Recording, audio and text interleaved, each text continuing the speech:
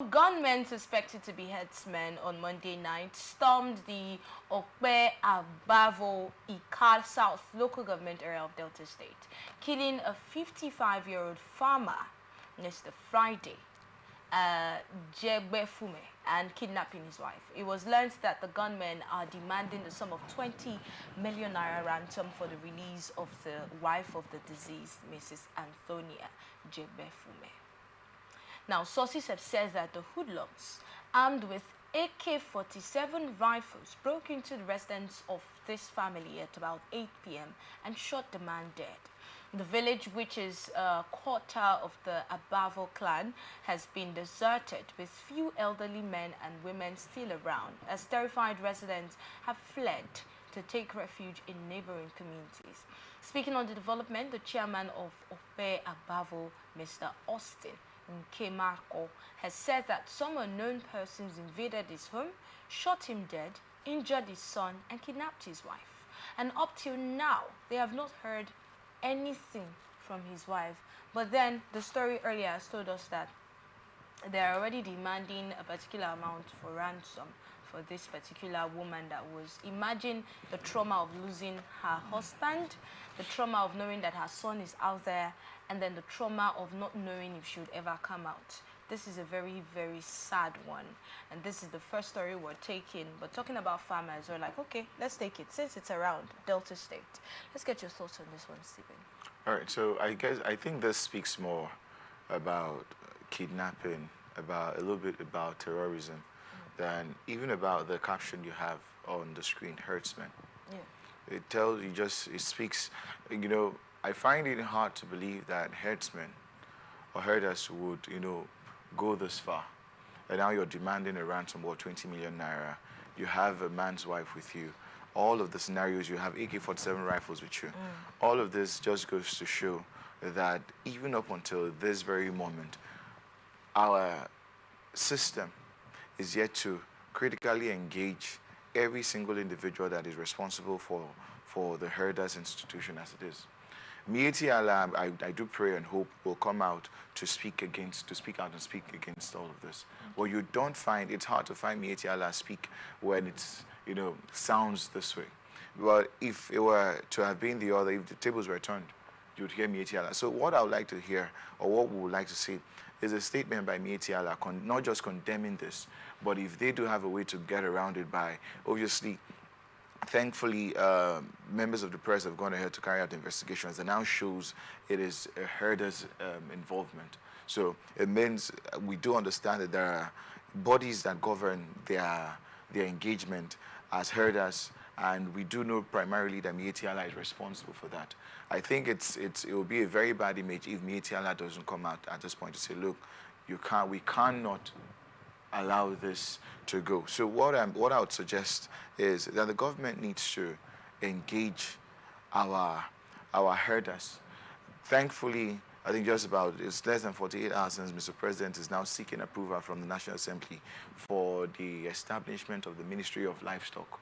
And we're praying that would in a very good way curb, news stories like this. I do hope that the ministry would, if actually there's a need for that, because we had actually prayed that the Ministry of Agriculture should have been all-encompassing to manage all of the crises coming out either from cash crop farmers and herders. But situations like this, my summary is, this cannot be herders clash. This is an act of terrorism. It's kidnapping, and it has to be condemned. For the very fact that it's been noted that herders were responsible, I think that it is the onus lies on Mieti Allah to come out and say, no, this is not what we represent. And if they do have a way to go around it, this matter has to be solved. Our heart goes out to the man who is now missing his wife, and we do pray she's alive. They already told us that they killed the man. And then they took his wife, kidnapped his wife. Sad so we actually hope that more will be done about this. We've been hearing cases like this over and over and over again. And the truth is, Nigerians are tired. Some Nigerians no longer want to go go online to find out what's going on in the news so that they don't meet stories like this. It's quite pathetic. But we actually want the security agencies to do more concerning these farmers, herders clashes, and not just that, but concerning terrorism in general. Because you remember when you stated that you don't really think these are herders, because you feel like herders have what they do. We know them for their cattle and all of that, but we also know that we have heard so many cases, we have seen scenarios with evidence, pictures, videos here and there online, and stories in the news, that some herders are really terrorizing some areas in the country. And this is not just limited to the north. We've heard cases like that here in the south, where you hear that people went to their farms. Now people are so scared of going to their farms. Very true. People are scared of coming out of their houses. Imagine this community that people have left now. People fled out of this community because of this crisis. So it's not really saying, are they really herders? The question now is, what are we doing concerning this particular issue of herders even having weapons in the first place? AK-47, I know very well that that's not a weapon that you can just pick on the floor. It's an assault rifle. Exactly, and it's quite on the high. It means that these guys are being sponsored. But there's so much to that story that we definitely will have to talk about later on. But we would like to find out what will be done about that particular incident now. Forgive me if I may add.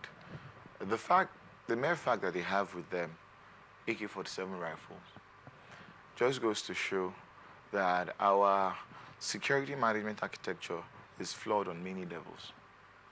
The NSA, the NIA, and I believe also the DSS.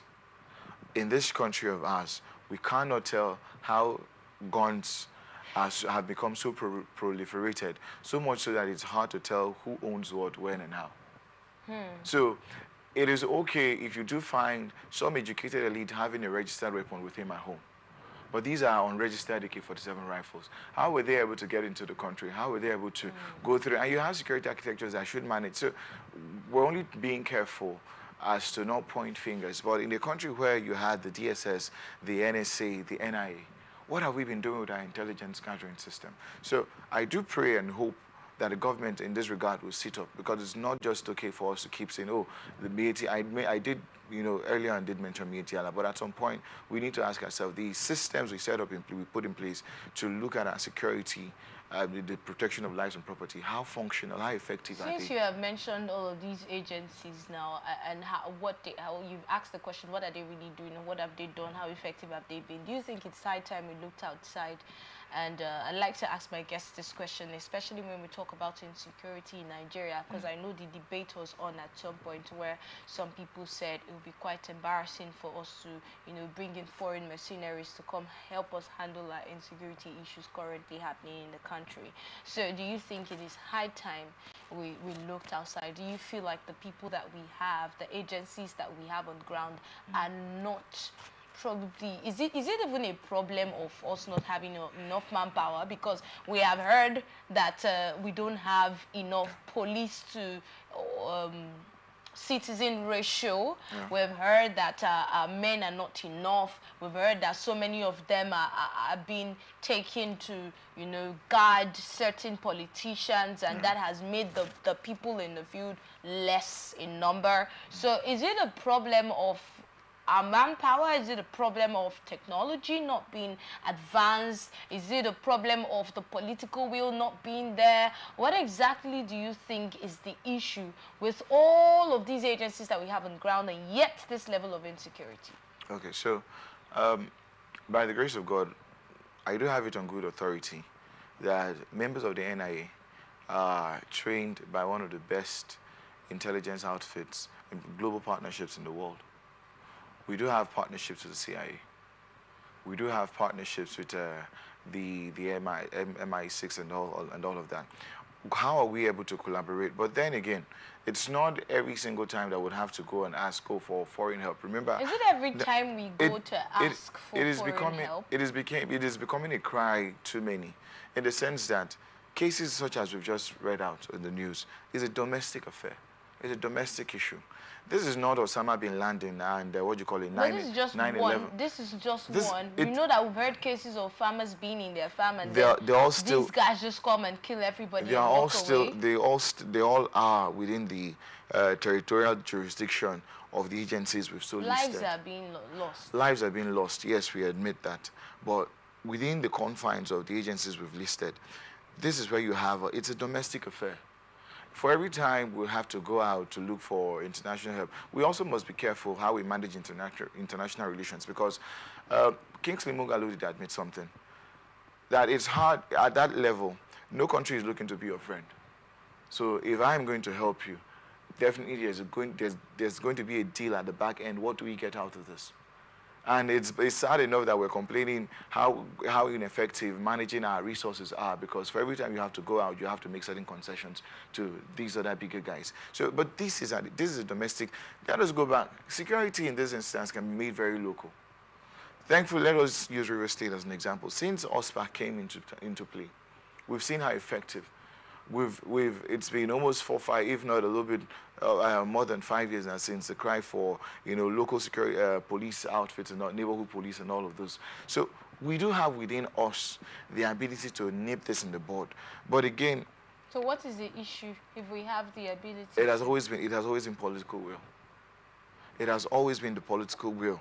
First off, the appointees, or rather the brains behind the management architecture behind what you call the institutions that we do have, from the director of the DSS, the director of the NIA, the leaders of the NSC.